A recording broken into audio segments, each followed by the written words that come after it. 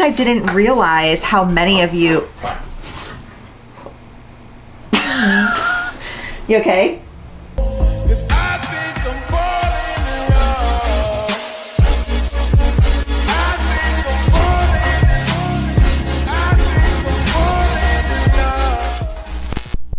This is a look. Hopefully you can't see. I don't know why my eyeball is bleeding. So if that's showing in this video, I apologize.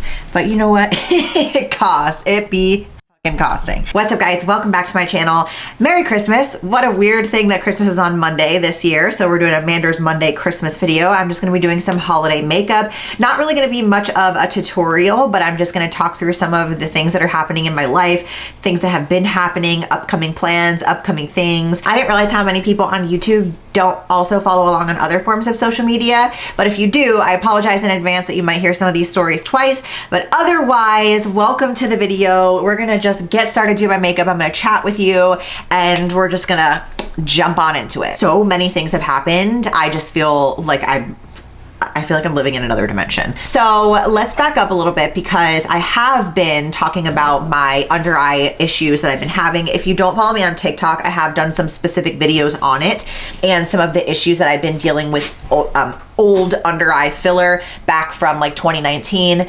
And I had a ton of it dissolved and then I had allergic reactions and it just hasn't ever fully gone away. As a little side note, I just want to kind of throw this out there. They're starting to learn more about hyaluronic acid fillers and how they don't actually just like dissolve after 6 months like all the nurse injectors tell you, and on some people, but not on everyone. And not on me. After a ton of testing, and I was in the ER twice for this, and my face swelled up literally like insane. They determined that I have hereditary angioedema, which is literally just like, hey, your face is gonna swell for no reason and we really don't know why. And it's not that you're really allergic to something, it's just that your face is thinking that whatever is going on in your body needs to be attacked, so it's just attacking random things. And it's not necessarily that it was like the filler that was swelling, it was more or less that because that's where the filler was placed, that's what was swelling, and what caused it, I have no idea. So I still don't know to this day, but anyways, long story short is, after having 8 rounds of dissolver, know what dissolver is, it's basically like bee venom, but it dissolves any hyaluronic acid fillers.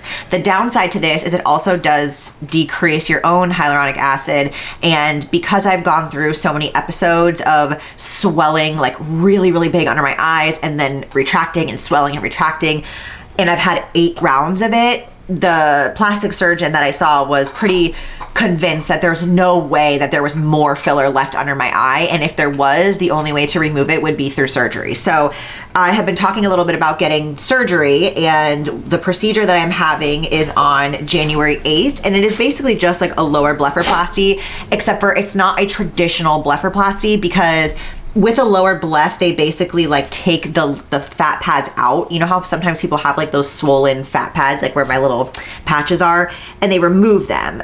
I'm not really having that done because that's not my issue, but they're using similar blepharoplasty techniques on me, and they're gonna be going in through my crow's feet, putting a little scope in there, removing any filler. They're gonna remove also some of the skin that's been damaged from all of the hyaluronic acid dissolving agent, and pull the skin back a little bit. So think of it kind of like a filler removal slash skin fix. Sometimes some plastic surgeons will call this surgery that I'm getting like a skin pinch, but he's still just kind of referring to it as a lower blepharoplasty. Now, in any other situation, this would be fine because the recovery on the surgery is really not that bad. It's like a week no working out, and then afterwards like a week of kind of easing myself back into working out. My face will be pretty swollen, but honestly not anything worse than what I've already experienced. And I'll probably just have 2 black eyes. Not horrible, except for the fact that we're moving. I was not expecting to move this quickly, but I'm gonna tell you the next thing that happened to me because I've been referencing a few things on the Instagram lately. And some people are like, what are you talking about, the gun incident? Movers are coming on January 2nd, which means I will literally only have like a week to get myself situated before this surgery, and you know that I'm going to try to do the most, and it's going to take me like everything in me to not be running around like a lunatic, but I'm recovering from surgery, so I really can't be doing that. The reason we're moving, now I've talked about this kind of on my channel here and there, but I don't really love the location that we live in. And obviously when I moved from out of town, I didn't know anything about the different parts of Raleigh, and Raleigh is really big. Like, it is not a small city by any means. I just really did not know, you know, which parts of town were more safe or less safe, you know, and to be honest with you, it really hasn't been that bad here. Like, it's not to the point where I, you know, was like, oh my God, as soon as the lease is up that first year, we're leaving. Like, we obviously renewed it for that lease, and we're coming up on 2 years now. But a couple of weeks ago, I was walking the dogs, which is incredibly brazen if you ask me, in the middle of the day, like broad daylight, and this car rolled up behind me while I was entering the cul-de-sac, and they came up from like my side, so I couldn't see the license plate from the back, just the front, and it was full of men. And he looked at me, and like, you know, when you just have that feeling like that something bad is about to happen, I had that feeling, and it, like, my stomach sank, and I was like, oh no, like I feel unsafe. And so I put my phone in my sweatpants, and he started asking me questions about a street name that I knew did not exist in this neighborhood. And looking back on it, I know that he definitely was trying to get me to take out my phone, because I'm pretty sure they were just gonna rob me for my phone. And so I started pointing in the opposite direction, and as I was pointing, I was, you know, backing up a little bit, and he turned the car around, like he kind of whipped it around in the cul-de-sac. And when he did that, I took off running and like hid between the wooden fence and the chain link fence behind the neighbor's house. And I was hiding, and he jumped out of his car, and he took a gun out of his waistband in broad daylight, okay? Broad daylight. I had to call the police, the whole nine. And of course I didn't get the tag because they were behind me, and then I ran. So when that incident happened, I was like, I'm done. Like, we are not staying here. I don't care if we have to break the lease early. Like, I'm not doing that. After that happened, we started looking for places, because to be honest, our lease was up the 1st of April anyway, so we were already looking for places to move potentially in the spring, but we were hoping March. But we did find this house that I actually had looked at when it was unavailable, and I was like, oh my gosh, I really want this house, but it was becoming available in December, and I was like, that's too early. Then the gun incident happened, and I was like, no, it's not. It's in a much safer part of town. So we ended up applying for it, and it was this whole thing, and we got the house after the week of chaos that ensued trying to apply for this house. And the downside is, when you rent with like any type of company, they don't really work with you. You know, like they really do not care.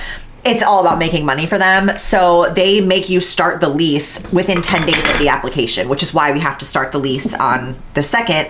And then luckily we have the entire month of January to move. So the positive is that we have time to move out of here, but the negative is that the movers are coming on the 2nd, because I wanted to do it before the surgery. So moving just in general, no matter how organized you are, is probably one of the most stressful things in life. I hate it with a passion. I hate packing. I hate moving.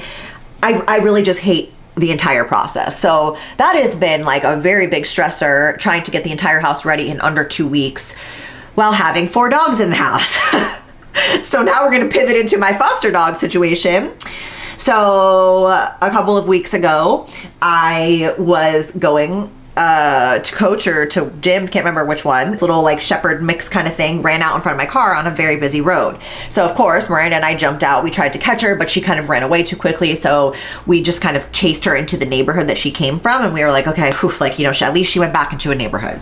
Well, later that day, we were driving on the same road, and lo and behold, she comes running out in the busy road again at like 5 o'clock traffic. So I ended up following her all the way to where she was like staying at this house, and the owners had her tied to a fence outside. No food, no water, no shelter, nothing, just like chained to a fence.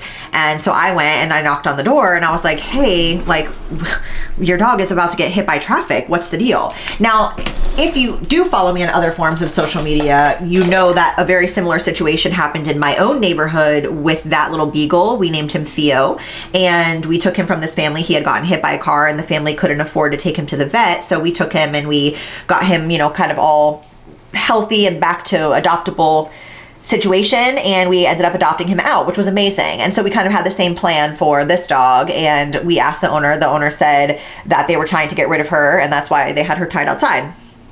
Are you kidding me? Apparently this is a very common thing here in the South. I really just have never seen so many stray dogs in my life, but I digress. So we took her from these people and we brought her to the vet. We're getting her healthy. We got her spayed, and now she will be ready for adoption here. But I cannot, like, she has to stay. We built like this whole little like apartment in the garage for her basically. And we're not interacting her with our other dogs. It's just not safe. And, you know, we just don't know enough about her, and her situation is just like very traumatic. So I don't want a repeat of what's happened to me in my past. It is so chaotic having 4 dogs when they can't like integrate, and you have one over here and one over there. It's like crate and rotate. You got to keep track of them, and they have to go and walk separately. I mean, oh my God, I am so overwhelmed with that. And I haven't been able to adopt her out to anybody because she does have some resource guarding issues and things of that nature that make it challenging for her to get adopted. She's afraid of men. So I'm just like, oh my God, on top of the move, we have a 4th dog that we're fostering. Can anything else happen? Like literally, can anything else happen in one time? That's why when you guys saw that video, my full day of eating, I was like, how to eat in stressful times. And when I watched that video back, I realized, like, one, so many people commented on it, like saying that they were concerned for me. And okay, valid, because I'm concerned for myself as well. I feel like I'm living in a constant state of fight or flight right now because of everything that's been happening. And it's just not enjoyable. And I am so ready to be out of this neighborhood, to be in a place where I feel more safe, hopefully, and not have 4 dogs at once, and hopefully just be a little bit less stressed, because I had to quit that extra gym job because I was coaching at 2 different gyms on top of my actual job, on top of the app and YouTube and Instagram and everything else. I was like, I can't, I gotta cut one back. So I feel as though I am just reaching a point where I need to really, really prioritize my mental health, because I can feel myself deteriorating. Like, I'm pretty sure that's why my eyeball's bleeding. I am just like, wow, this is something. To be like a Debbie Downer on Christmas, like, Merry Christmas, you guys, my eyeball's bleeding and my life is in shambles. But I mean, yeah, it's been absolutely so much happening at once, and I've just had a little bit of a hard time balancing everything and kind of sticking to a normal routine. I just feel like super, super overwhelmed with everything, and it's just, I'm really hoping that we can get Dahlia adopted so that we can at least have one less stressor off of our plate. But we'll see. So that's kind of been the update of what's happening in my life over here. Oh, too much pigment. I really hope that this new place is going to bring us a lot more peace and tranquility and safety. And, you know, so that's what's been going on in the anxiety side of my life. And the positive, there's some positives in there, is that I have been working really, really hard on my app, and you guys are loving it, and it just makes me so happy because I actually write my programming. I'm not trying to like throw shade at other people, but like, I'm not a copy and paste girly, you know, like I actually write them. So I've been getting such good feedback from the 6-week bodybuilding program that I've personally been doing. I'm so happy about it. And I'm just really looking forward to kind of dedicating more of my time to that, because that's what I really enjoy. And, you know, I still am struggling a little bit with the social media things. I feel like I definitely talked about this in a previous video, that I've just kind of been feeling like I don't know, you know, what I should put my effort into the most. And when I talked about this before, a lot of you guys were just like, you need to do what you like to do. And so I did, and that's kind of where I am now with my app and with programming and all of that stuff. So hopefully I'm able to continue that and just kind of do the app as maybe like my main job. I would love that because I really enjoy it, and it's kind of fun to just like interact with a different group of people. Do we do a red lip today? Should we just go all out and do a red lip? Let's do it. So that's a goal for me in 2024, is just to kind of do some things that are actually making me happy mentally and physically, because right now I just think I am doing way too much and my body is like, yo girl, this ain't it, like chill out. Many of you guys said that too in the video. They were like, like the comments were like, do you normally do this much in a day? And I was like, that was a slow day. That wasn't even a bad day. I'm hoping that going into the new year in a new space will be a little bit better for my mental health, and the dogs will finally have a big backyard. Like, to be honest with you, that is the reason why we wanted that house, is literally for the dogs. Like, it is so hard to find places to rent with a massive yard and a massive fenced yard at that. You know, there was a period of time where I used to feel bad about having to rent. And you know what? I'll be honest with you. When something breaks in this house, guess what? I say, oh, maintenance man, can you come fix this for me? Stress that comes with homeownership, as someone who's owned a house before, it ain't worth it. It's so expensive. It is so expensive to live nowadays. So I'm like, you know what?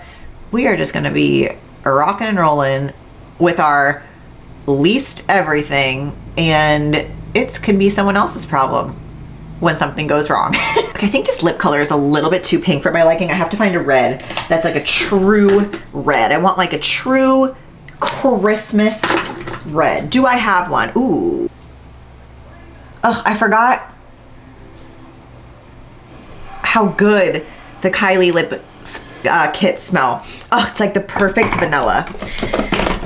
Okay, let's put some lashes on, complete our look today. I feel like just the fact that I popped a blood vessel in my eye is probably telling enough that I need to chill out, because I didn't even do anything. I just was like existing, and my eye was like, nah, we're stressed. Snail headband really just brings this entire look together, if you ask me.